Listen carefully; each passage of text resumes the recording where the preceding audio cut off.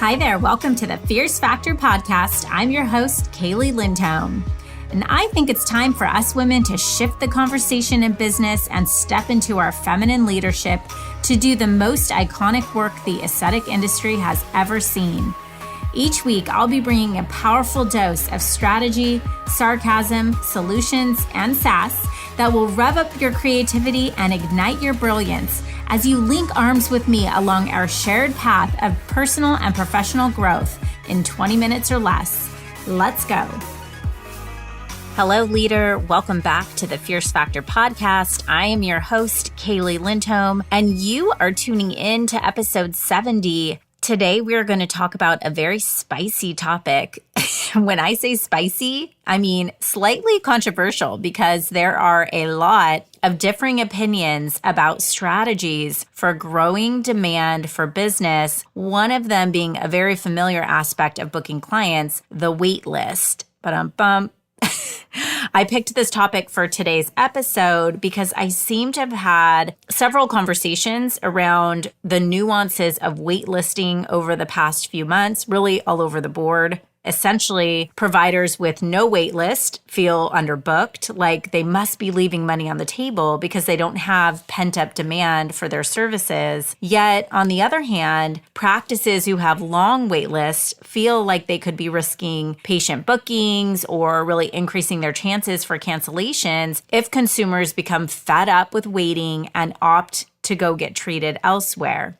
So today I want to talk about the aesthetic waitlist and how along this agenda, there really is a thin line between genius and insanity. It's a line I call the sweet spot. And in order to inhabit this idyllic space, we really need to explore what is the purpose of a waitlist anyway, what makes a waitlist work well, and at what point does a waitlist become unfavorable and basically backfire on us. So I personally use the waitlist strategy in my business, also the priority list, also the limited supply, and also the application process. All of these can favorably impact buying psychology, and I believe when used strategically can subsequently stimulate conversation around your brand. But there is a tipping point. So a little story about one of what I would consider one of the most special periods of my life, that being my 5th year of college, pre-husband, pre-kids, and pre-big girl job. I worked at a little breakfast joint on the water in Long Beach, California called Schooner Later. And Schooner Later still exists, and most folks in SoCal know of this little gem. It's basically a ma and pop breakfast shop, and it is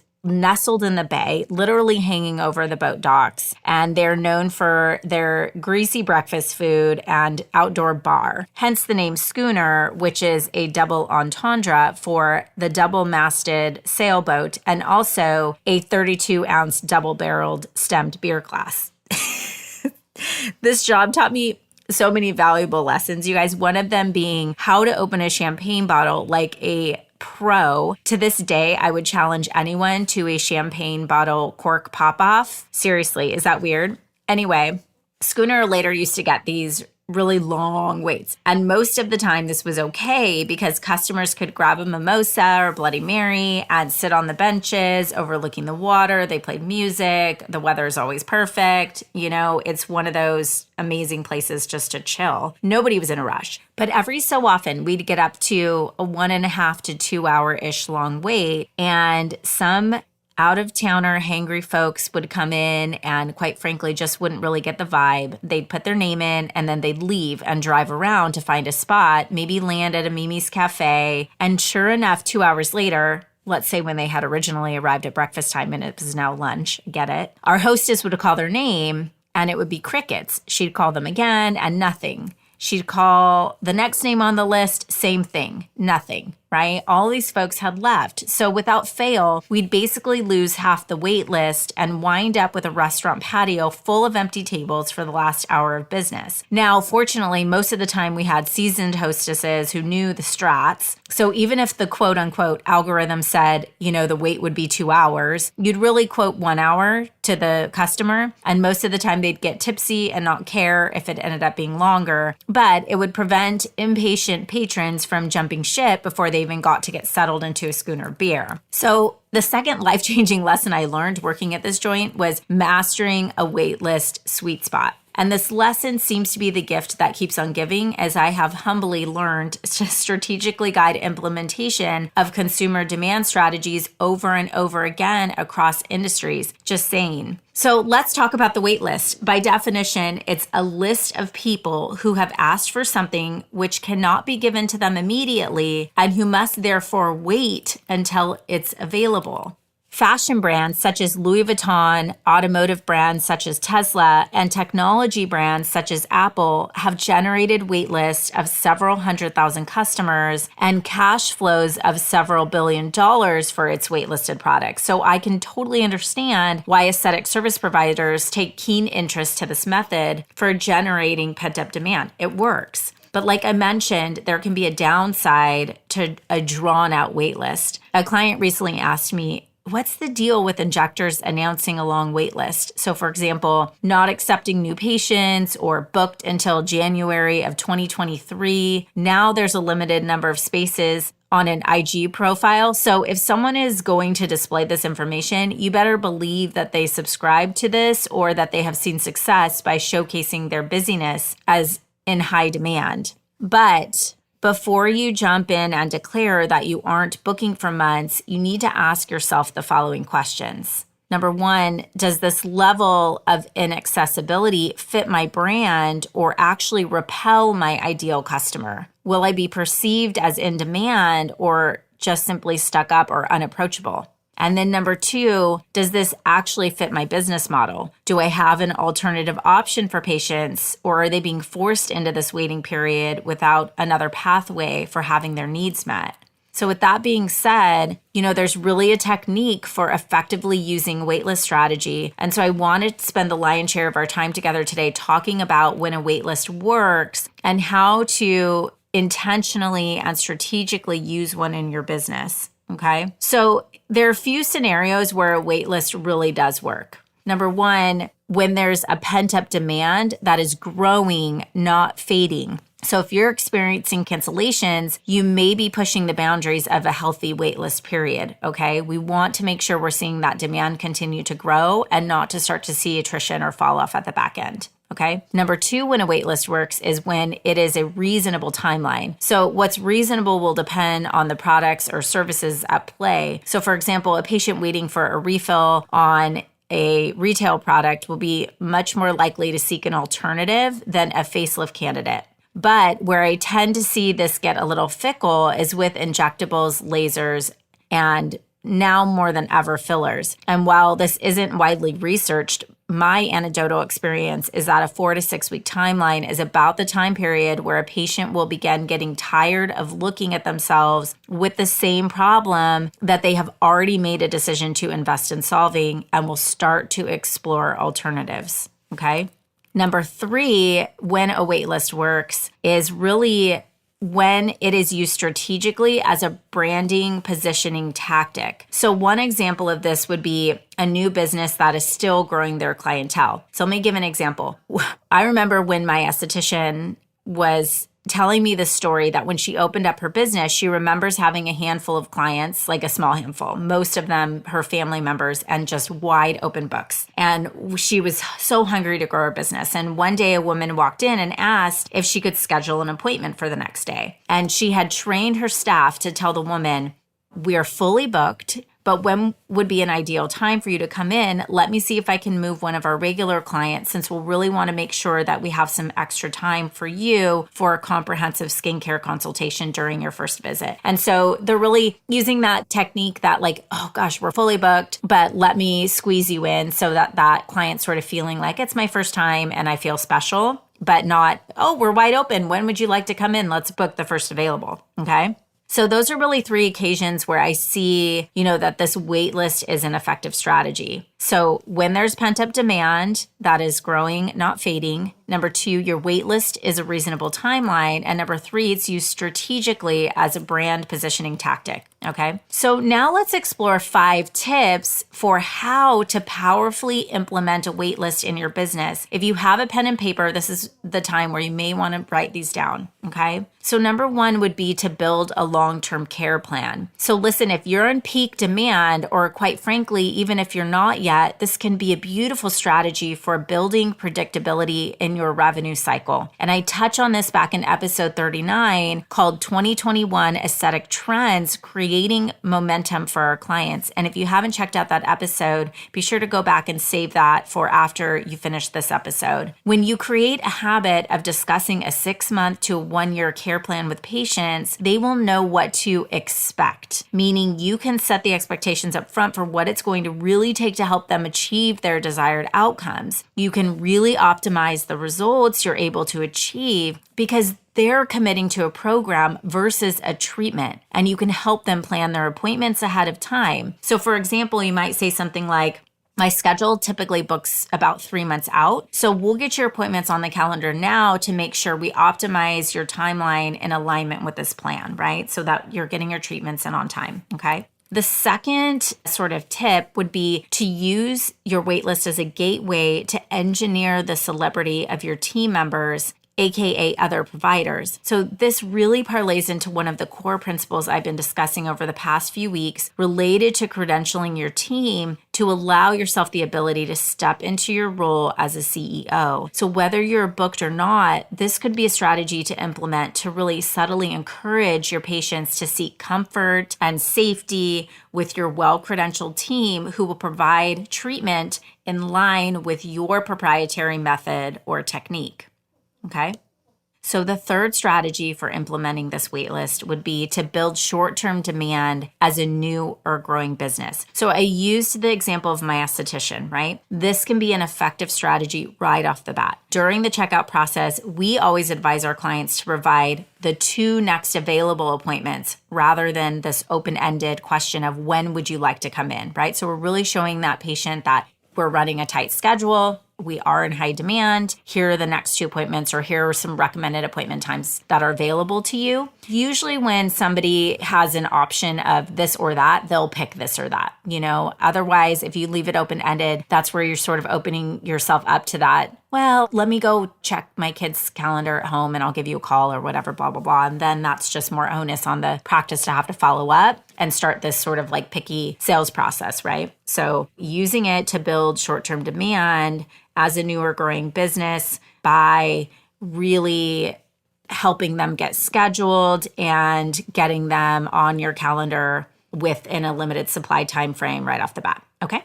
The fourth tip would be as a perk for VIP members. So you could essentially reverse engineer the waitlist in this scenario. For example, think of the Disney Fast Pass. So you basically wait in god-awful lines at Disneyland unless you invest in a higher level of service. So you may have a VIP membership and want to include one of those benefits or the perks of that membership to be access to appointments during reserved windows of time that are allocated for VIPs. Okay, so again, it's kind of dependent on your schedule, the schedule you want to work, the time frame. Maybe it's your Saturday morning appointments are just for VIPs. Maybe it's, something you don't technically market it, but there's sort of this tacit understanding with your team that the people on the VIP list get special access. And so maybe they pay into that, for that special perk. Okay. And then tip number 5 would be as a strategic part of the relationship marketing process to increase education. And really this is for greater likelihood of upsells, cross-sells, and referrals. So this might look like using your waitlist period strategically to send educational videos, emails, or patient testimonials to patients who are interested in those next level procedures. So you're staying front of mind, you're showing some love, you're earning credibility, and you're really leveraging a waitlist period to solidify the treatment plan.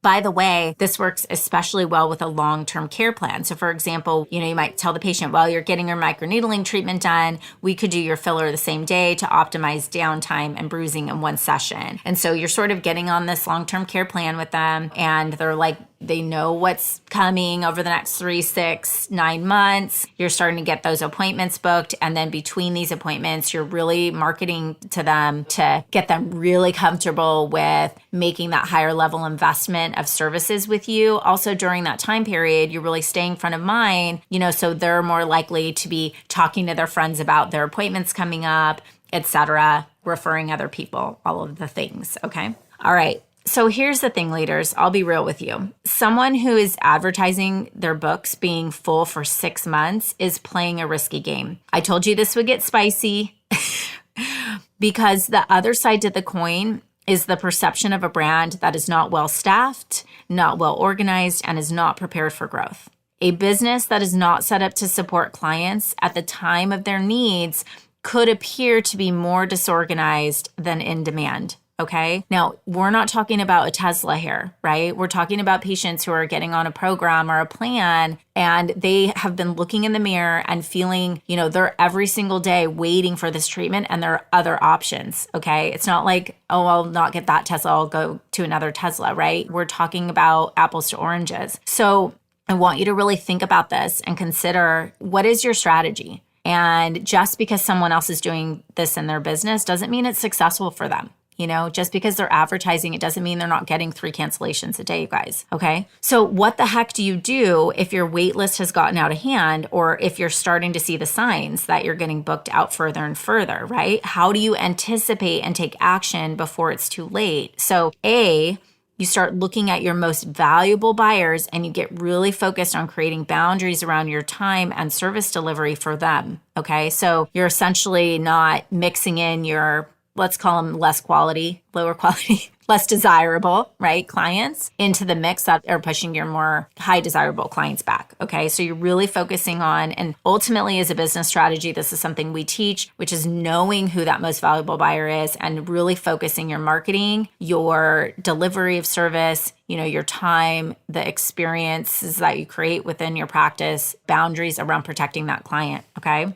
And then B, it may be time to start thinking about your scale strategy, okay? The aesthetic industry, you guys, generated over $9 billion in revenue last year during a pandemic. I don't know if you're as mind blown as I am. And non-surgical procedures accounted for a whopping $3 billion, okay? So we're talking about 2.6 million neurotoxin procedures and 1.3 million dermal filler procedures. You guys, aesthetic injectables is booming and showing no sign of slowing. And so what does that mean? If you're at this point where you're even like your ears are perking up about this whole waitlist conversation, let's face it, demand is surging, right? But more and more providers are jumping into the injectable game. And so maybe you were the only show in town for a while, and not to say you're not the absolute best in your market. You very well could be and most likely are, but it doesn't mean that that's evident to the consumer.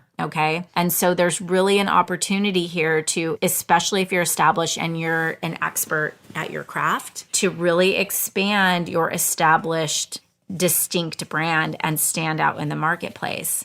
I mean, the challenge is really that great injectors are in high demand, but it's increasingly difficult to service that demand at scale, which is why these wait lists continue to grow and grow and grow. And then it becomes sort of a dysfunctional business strategy. Okay. And if you are at this point and you're thinking that this is something that you really should consider or address, or you are at a point where you want to prepare for and anticipate the demand that's coming in next year, I'd really like to invite you to apply to join a powerful audio series and training program that I'll be launching this fall. It's called Confidence to Scale, and this is a limited edition podcast series. It's a private podcast, so you actually apply. There is a process. There will be a small fee for this, but this is me putting my absolute best work together. This is taking the concepts that you're hearing at high level over the past few weeks about this inflection point, really taking a deep dive into this and putting a blueprint together to develop a step-by-step process for getting focused on your best work, and then putting those systems in place to build scalability in your business, meaning teaching you how to make more money without exerting more of your time or precious energy, instead focusing that time on pleasure and fun. Okay. So if this sounds like something interesting to you, you can head over to klcconsultants.com/scale and just register yourself for the priority list. We will be opening up registration in the next 2 weeks, and our priority list will be the first to get access to the details and get access to reservation for the limited space masterclass that I'll be hosting live at the end of this program. Alrighty, leader. I hope this was helpful for you. Have a wonderful week, and I'll see you next time. Thank you for joining me for this episode of The Fierce Factor. If you enjoyed the show, please make sure you subscribe so you can automatically get new shows every week. I'd also love it if you left us a review. And come join the conversation online. If you're an aesthetic industry owner, operator, or leader, please join my free Facebook group, The Tribe of Fierce Aesthetic Leaders, a community of ambitious, purpose-driven professionals who collaborate and share best practices for growth in business and life. I'm honored you tuned in.